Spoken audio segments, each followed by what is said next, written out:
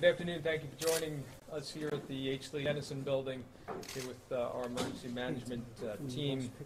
We're also joined by representative of Governor Cuomo, our regional director for the New York State Department of Transportation, Joe Brown, who's going to be saying a few words, give an update from the state. I want to thank him for his work and the governor's support. I'm joined by our emergency management team, the acting commissioner of the Suffolk County Police Department, chief of department Stu Cameron, our commissioner of the Department of Fire Rescue and Emergency Services, Joe Williams, and deputy commissioner John Jordan. We have our Suffolk County Parks commissioner here with us, Phil Berdolt. We're also joined, of course, by our DPW commissioner, Gil Anderson, and I want to thank him and his crews who've been out throughout the night working on this storm. We're also joined by Director of Operations, Tom Vaughn. I'm going to turn it over to Commissioner Cameron in just a few moments, and then to Regional Director Joe Brown. Before I get into my comments on the storm and where we are right now, I want to state that we had an officer-involved accident that was a head-on collision with someone operating a stolen vehicle. That officer had to be extracted from the vehicle. It was a serious crash and could not be medevac because of the weather conditions, and was transported by ground to Nassau University Medical Center, where he's receiving treatment for multiple broken bones. So serious injury, and I ask people to keep the officer in your prayers, and we'll provide updates obviously as we get them. So this storm appears to be tapering off here on the west end, but the east end is still receiving snowfall and has obviously received the brunt of the storm. The crews have done an outstanding job battling the storm, where we've received on average up to 8 inches here on the west end, but on the east end up to a foot of snow. But even in certain areas of western Suffolk County, we have seen higher accumulations, just depending on where the bands of snow, those heavy bands, came in. So for instance, we saw in Dix Hills, you had 11 inches of snow on the western end of Suffolk County. So you really had localized areas getting hit harder in different ways. But for the evening commute, as I said, the crews have done an outstanding job. The snow tapering off on the west end is going to make things easier, and they've done a great job, I think, clearing those major roadways. Still a lot of work being done on those side roads. So that work is going to continue. Obviously, as the crews are out there working, it is much easier to be working when people are off those roads. So if you can stay off those roads, please continue to do so. But those major roads are looking good. The crews that have been out throughout the night doing this very difficult work have done an excellent job.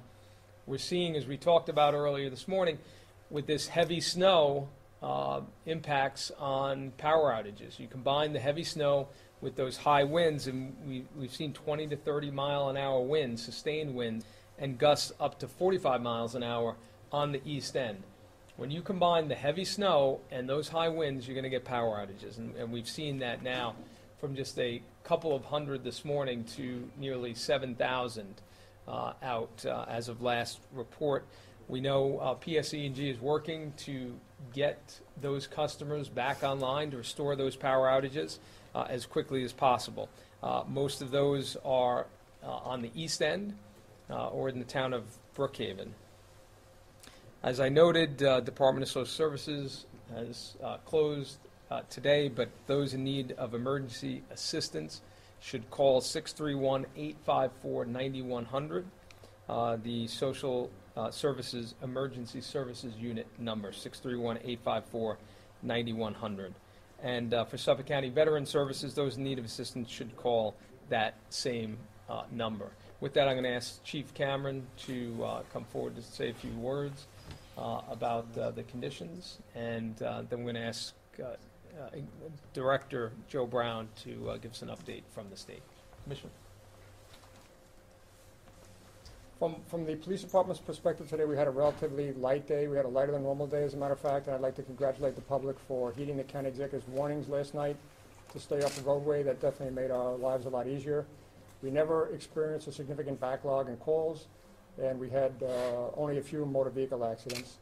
As the county executive did say, one of our officers was involved in a motor vehicle crash, and he was injured. He has broken bones. It just occurred shortly before I came over here. He's at Nassau University Medical Center being treated now, so I would ask everybody watching to please keep the officer and his family in their prayers so that he fully recovers. Thank you. Joe. Thank you, County Executive. On behalf of the Governor, who has sent resources down from places like Watertown and Rochester, Syracuse, Binghamton, we put those resources, spread them out across the island, and now they're being moved. Some of them have already been moved out to the east to roads like 25 and 27. Provided a little bit of support to the county in the form of a few plow trucks that were used on county roads and some local roads. So we're glad to be of assistance. We're going to be watching this very closely as we get into the afternoon rush and how we manage out east, which could get a foot of snow or more. So we appreciate the cooperativeness with the county, working together to keep all the roads clear. Thank you very much. And when I was out early this morning by Route 112 in Medford on the service road, I saw a line of your state trucks out there getting ready to get on the LIE. So they did a great job out there, and as always, we appreciate the coordination and the assistance from the state. And with that, we'll take any questions.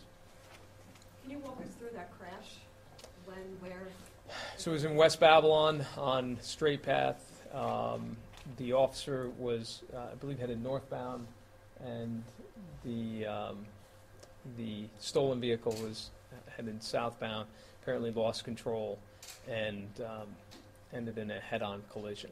This was not a pursuit, but they were aware of the vehicle and were aware the vehicle was stolen.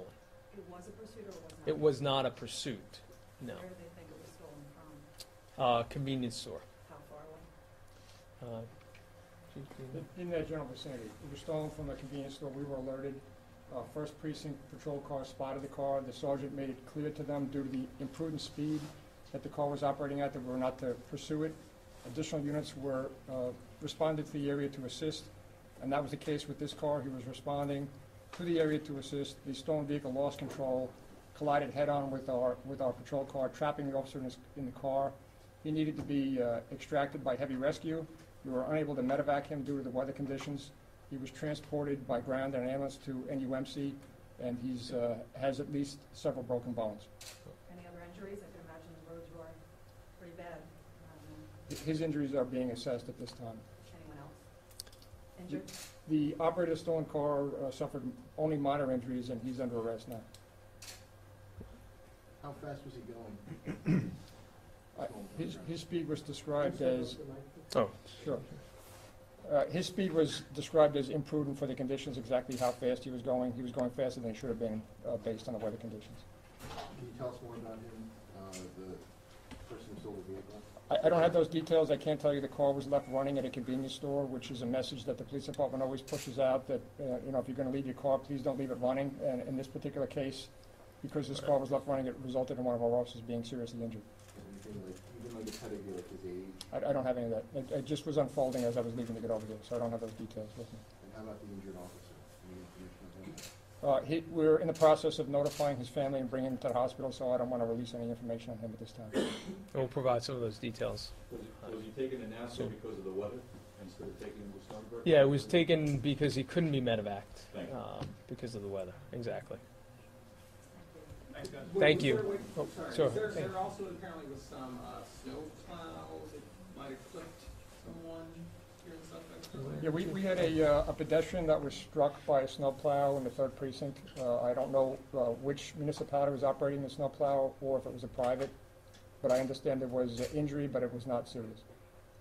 And just looking ahead, Mr. Bellone, or either of you, Yeah. what challenges do you see for this evening, today? Well, the commute, obviously commute home is the concern. The major roads look good. It's the side roads that we need to continue to work on.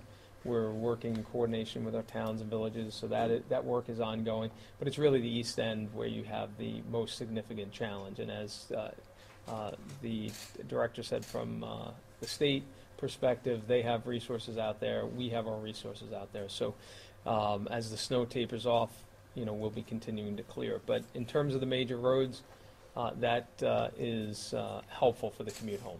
And then the side streets, you're saying, is it like icing that you were concerned about? Well, the good thing about a March storm is the temperature generally tends to tick up a little bit when the sun's out. So we're above that freezing mark right now, so you're seeing the slush, and when it's loose like that, the trucks can push it to the side, and that's what they're doing right now.